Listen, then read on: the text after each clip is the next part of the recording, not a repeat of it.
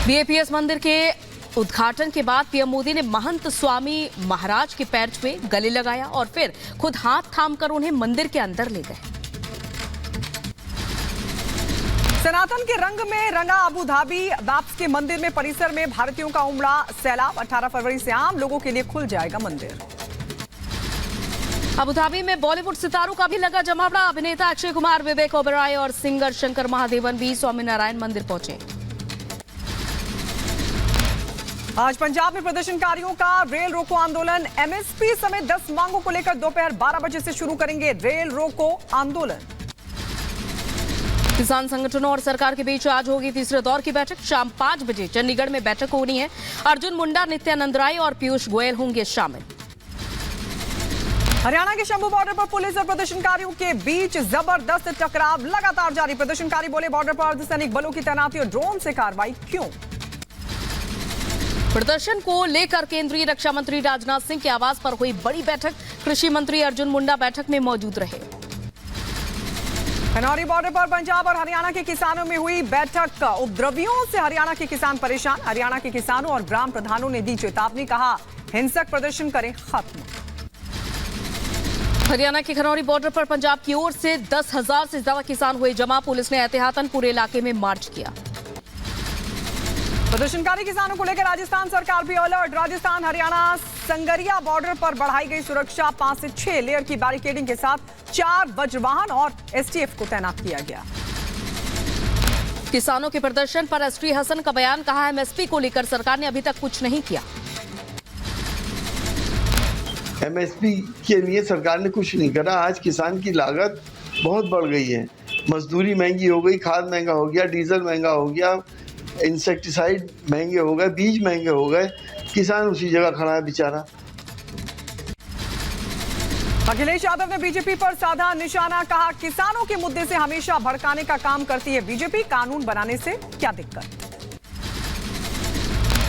किसान यही मांग कर रहा है कि कानूनी अधिकार मिले उसको और उसकी एमएसपी के लिए कानून बने।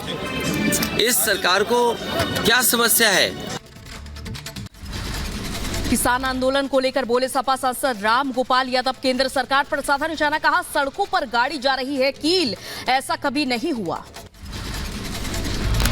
कांग्रेस के नेता जयराम रमेश का बयान, कहा 2021 में नरेंद्र मोदी ने मनमोहन सिंह को सौंपी थी एक रिपोर्ट।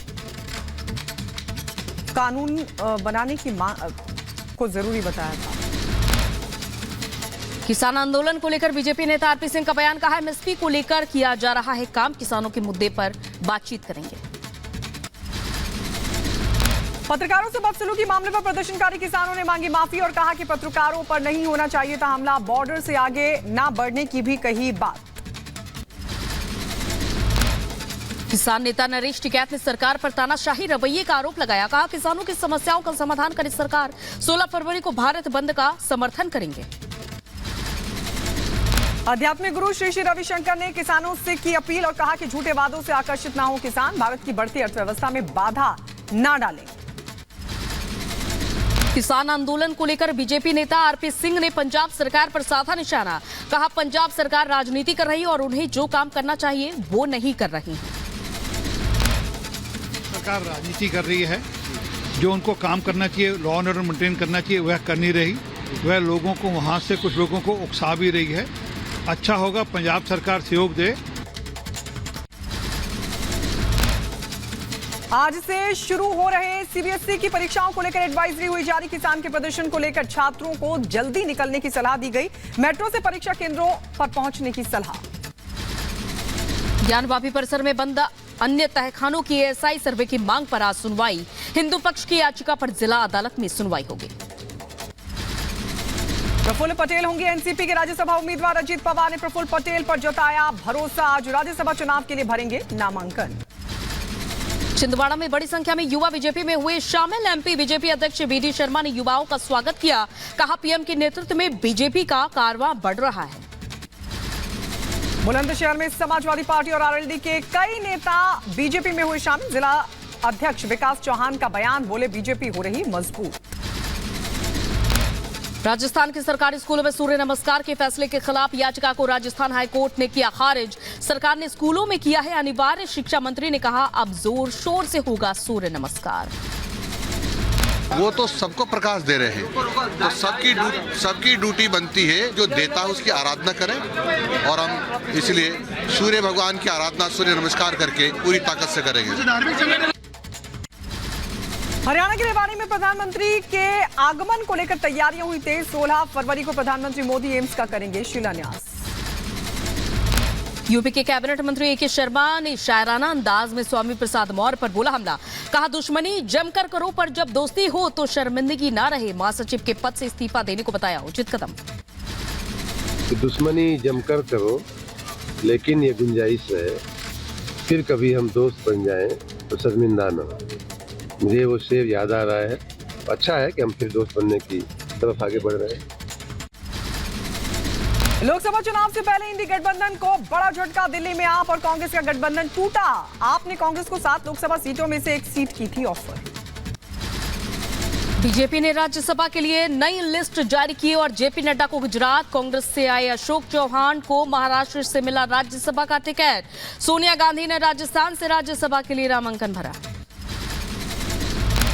अशोक चौहान के बीजेपी की ओर से राज्यसभा जाने पर बरसे कांग्रेस के नेता नाना पटोले। कहा बीजेपी के पास अपने कार्यकर्ताओं के लिए सीट नहीं है और इंपोर्ट किए गए लोगों के लिए इनके पास जगह है। सीएम योगी ने गोरखपुर के वनटांगिया गांव से गांव चलो कैंपेन लॉन्च किया। ग्रामीणों से भी संवाद किया। दिल्ली के सीएम अरविंद केजरीवाल को ईडी ने फिर भेजा सम्मन। शराब घोटाला मामले से जुड़े मनी लॉन्ड्रिंग मामले में 6वां सम्मन। 19 फरवरी को पूछताछ के लिए बुलाया गया।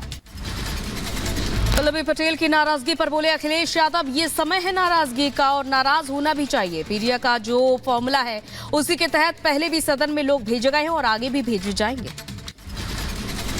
ओम प्रकाश राजभर ने पल्लवी पटेल के बयान का समर्थन करते हुए अखिलेश यादव पर कसा तंज। कहा लेकर नाम पीडीए का, लूटा पिछड़ों का।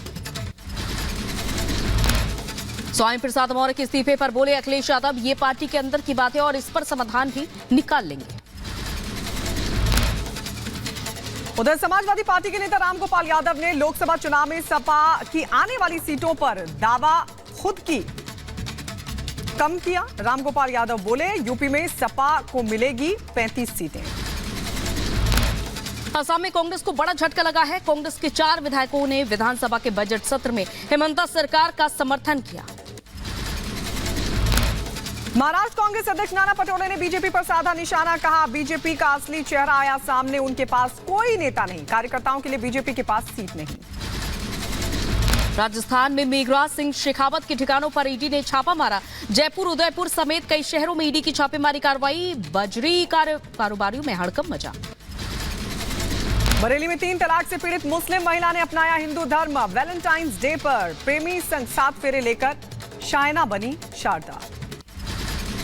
यूपी के लखीमपुर खीरी में प्रशासन की बड़ी कार्रवाई। भूमाफिया के अवैध कब्जे पर बुलडोजर चला। प्रशासन ने खाली कराई सरकार की जमीन। मध्य प्रदेश के दमोह में गुरुद्वारा संशोधन विधेयक के खिलाफ हुआ प्रदर्शन। सिख समाज ने जताया विरोध। राज्यपाल के नाम सौंपा ज्ञापन। यूपी के मऊ में बनेगा औद्योगिक पार्क। कैबिनेट मंत्री ए के शर्मा ने औद्योगिक पार्क का उद्घाटन किया। 85 एकड़ में बनेगा ये पार्क। रामपुर जेल दूसरी जगह होगी शिफ्ट। जिला अधिकारी और जेल अधिकारियों ने किया निरीक्षण। 60 बीघा जमीन पर जल्द बनेगी नई जेल। बुलंदशहर के निवासी हीरा सिंह का अंतिम संस्कार हुआ। अमृतसर में ड्यूटी के दौरान ब्रेन हैमरेज के दौरान मौत हुई थी। जेपी नड्डा ने संदेश खाली में महिलाओं पर अत्याचार और हिंसा की घटना की निंदा की। जांच को लेकर पार्टी की उच्च स्तरीय समिति का किया गठन। पश्चिम बंगाल के बशीरहाट में पुलिस लाठीचार्ज में घायल। प्रदेश बीजेपी अध्यक्ष सुकांत मजूमदार हॉस्पिटल में एडमिट। संदेश खाली हिंसा को लेकर बीजेपी कर रही थी विरोध प्रदर्शन। बीजेपी नेता शिवेंदु अधिकारी ने अस्पताल में पहुंचकर सुकांत मजूमदार का जाना हाल। ममता बनर्जी पर बोला हमला और कहा कि मजूमदार की हालत के लिए सीएम ही जिम्मेदार। सुकांतो जी का जो फिजिकल टॉर्चर हुआ और उसके दौरान उनको अनकॉन्शियस हो जाना पड़ा, इसके लिए पूरा के पूरा जिम्मेदारी बंगाल का चीफ मिनिस्टर ममता बनर्जी है।